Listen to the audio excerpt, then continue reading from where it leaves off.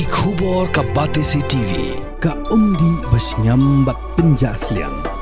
Rupa Premium Meghalaya.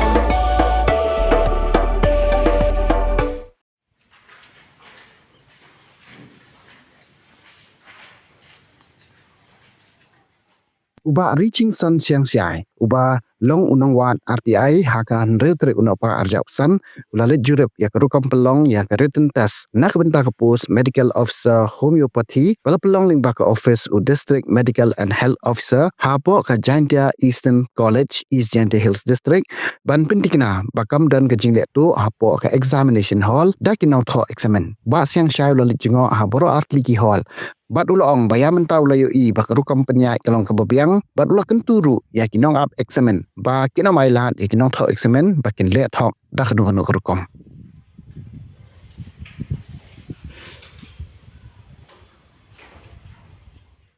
Ngadon menta me ha Jaintia Eastern College ka college ka baki pinlong menta ya ka written test na menta ka post jong ka medical officer hapo ka district kani ka ka departmental recruitment te ka jingwan chonga ni ka dei menta ban pentikna ba kerkom kondak jongki kalong fair kalong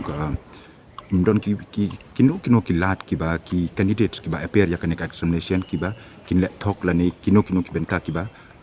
unfair ka recruitment stage te kumanga yo i kalong kaya beji te ngala page la observe spot examination ro ko kajing yo i jonga menta kalong biang hi te da kaninga kwa ban penpau sapi pai ba kan tamapo ka district jongi i Jaintia habidai bat ka recruitment process hapo ka district jongi kuma pilayo i yang ka DSC ngila ya ki bentang ngidang apko ya ka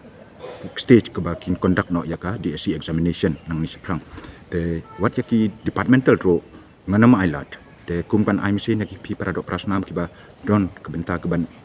apply kinu ki post hapo ka district nganama ailat re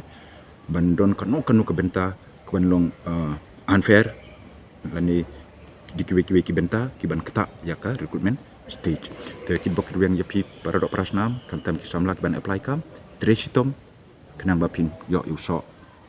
lembaga jing tresitom jongping